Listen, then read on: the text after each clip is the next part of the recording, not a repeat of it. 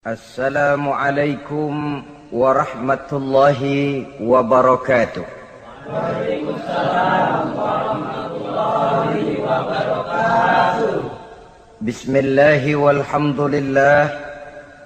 Wassalatu wassalamu ala sayyidina rasulillah Sayyidina wa maulana Muhammad ibn Abdullah wa ala alihi wa sahbihi wa mawalah.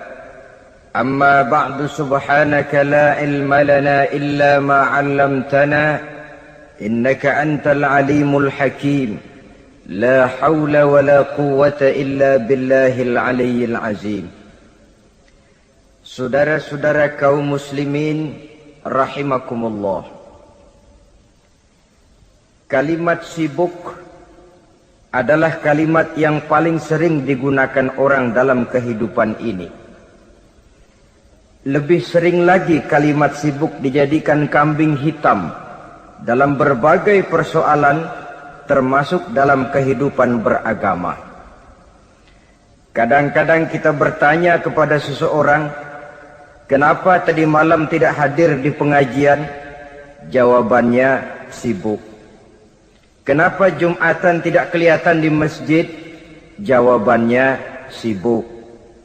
Kenapa dalam peringatan hari keagamaan tidak kelihatan aktif? Jawabannya, sibuk.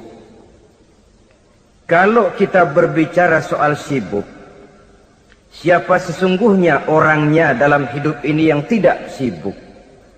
Makin tinggi status sosial, akan makin tinggi pula tensi kesibukan yang kita hadapi. Masalahnya ialah kita yang bisa mengatur kesibukan atau malah kesibukan yang mengatur kita. Kalau kesibukan yang mengatur kita, insya Allah sampai tua sibuk terus. Tapi kalau kita bisa mengatur kesibukan, artinya dalam hidup ini ada semacam, bahasa kerennya, description of job. Ada semacam pengaturan waktu, ada semacam pembagian tugas di dalam kehidupan. Maka pada pertemuan kali ini kita akan berbicara tentang bagaimana mengatur waktu dalam hidup menurut contoh yang diberikan oleh Rasulullah sallallahu alaihi wasallam.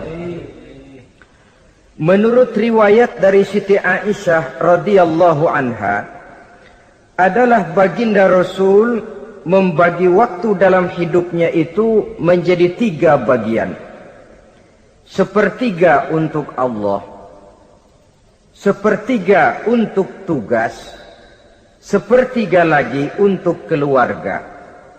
Jadi ada waktu untuk Allah, ada waktu untuk tugas, ada waktu untuk keluarga. Bukankah dalam kehidupan ini kadang-kadang berlaku kepincangan dari tingkah seseorang? Ada orang yang seluruh waktunya cuma untuk Allah saja. Tugas dilupakan, keluarga terlantar, itu bukan orang yang terbaik. Ada orang yang waktunya habis cuma demi tugas saja. Dari pagi sampai pagi lagi, kalau tidak di belakang meja, ia rapat saja kerjanya. Allah dilupakan, sujud tidak sempat, keluarga terbengkalai, itu juga bukan orang yang baik. Ada juga orang yang waktunya cuma untuk keluarga, kerjanya ngumpul saja. Seperti bahasa Inggris bilang, mangan ora mangan pokoke ngumpul. Bermasyarakat tidak sempat, sujud tidak pernah, dengan kehidupan beragama jauh. Ini pun bukan orang yang terbaik. Orang yang baik ialah orang yang pandai mengatur waktu. Itu tadi cara baginda mengatur waktu dalam kehidupannya. Selanjutnya, bagaimana cara beliau mengisi waktu? Apa pengaruhnya dalam pribadi dan perjuangan beliau? Dan apa hubungannya dengan kita? Mari kita lihat lebih jauh. Sepertiga dari waktunya adalah untuk Allah. Artinya untuk beribadah kepada Allah. Bagaimana ibadahnya? Saudara-saudara, satu-satunya manusia yang dalam Al-Quran sudah mendapat jaminan ampun dari seluruh dosa yang pernah dikerjakan, cuma Rasulullah orangnya. Quran yang menjanjikan, liyaghfira lakallahu ma taqaddama min dzambika wa ma ta'akhkhar. Wahai Muhammad, dosamu yang dahulu, dosamu yang sekarang, dosamu yang akan datang kalau memang ada, seluruhnya sudah mendapat jaminan ampun dari Allah Subhanahu wa ta'ala. Orang yang nyata-nyata sudah mendapat jaminan ampun dari segala dosa ini, ibadahnya luar biasa. Luar biasa bagaimana?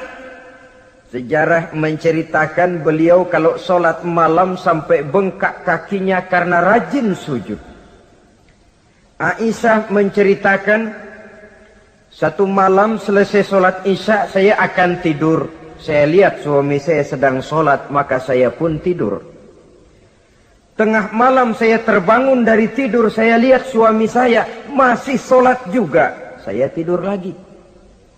Menjelang sepertiga malam yang akhir saya bangun, saya lihat masih sholat juga. Saya hampiri beliau. Saya tanya setelah sholatnya usai, "Bang," kata Aisyah, "ada apa yang?" Kata baginda Rasul, sebab beliau itu, jangan senyum kalau saya katakan yang di sini. Sebab beliau itu pandai sekali menyenangi hati istrinya. Panggilan kelihatannya sepele, tapi bisa menghidupkan keharmonisan dalam rumah tangga. Beliau apabila memanggil Siti Aisyah dengan kalimat Humaira, "Ya Humaira," wahai yang pipinya kemerah-merahan. Cantik sekali panggilannya untuk istrinya. Kita kadang-kadang terlalu jujur tapi nyakitin. Mentang-mentang bini hitam, kalau manggil bini hitam, sini lo. Jujur tapi nyakiti itu. Hadirin yang saya muliakan, baginda menjawab, "Ada apa ya? Abang ini kan dosanya sudah mendapat jaminan ampun dari Allah." "Iya, lalu gimana?" "Ya kalau ibadah jangan terlalu gitu-gitu benar, kenapa sih? Orang sudah dapat jaminan ampun itu kan mestinya tenang, aman. Ini malah seolah-olah beliau orang yang paling banyak mempunyai dosa. Tidak puas melaksanakan hanya sholat yang wajib ditambah dengan yang sunnah-sunnah. Tidak usah gitu-gitu bener lah bang, sudah dapat jaminan ampun ini." Terhadap usul istrinya ini, apa jawab beliau? Sederhana, tapi melambangkan sikap jiwa yang luhur. Beliau menjawab, "Aisyah, afala uhibbu an akuna abdan syakura." Yang, apa saya tidak senang kalau saya ini oleh Allah mendapat gelar abdan syakura, hamba yang pandai bersyukur, hamba yang tahu berterima kasih. Makin diampuni, makin banyak sujud saya. Makin diampuni, makin banyak ibadah saya kepada Allah. Inilah prinsipnya. Saudara-saudara, oleh karena ibadahnya demikian rupa, Allah lalu dekat.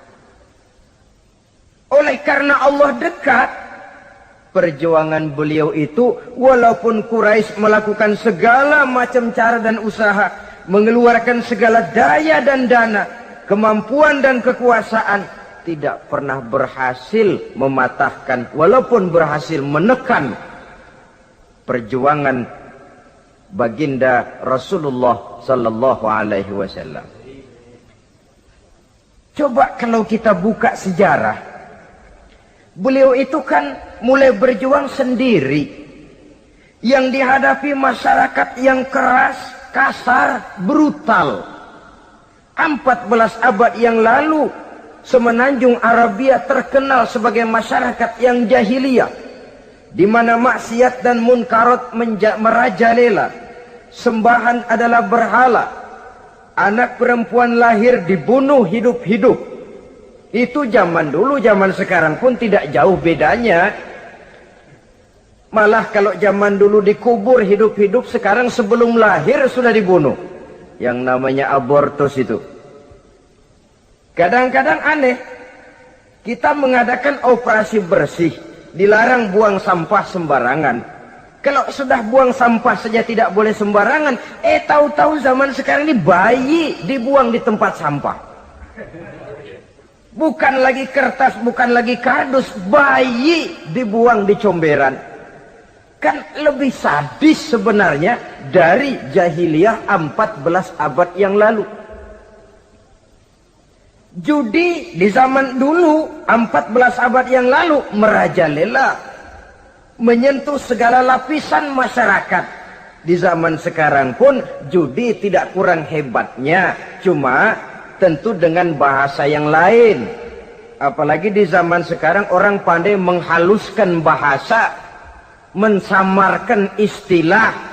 Judi disebut sumbangan umpamanya, sehingga orang lalu tidak terasa bermain judi, terasanya ikut nyumbang.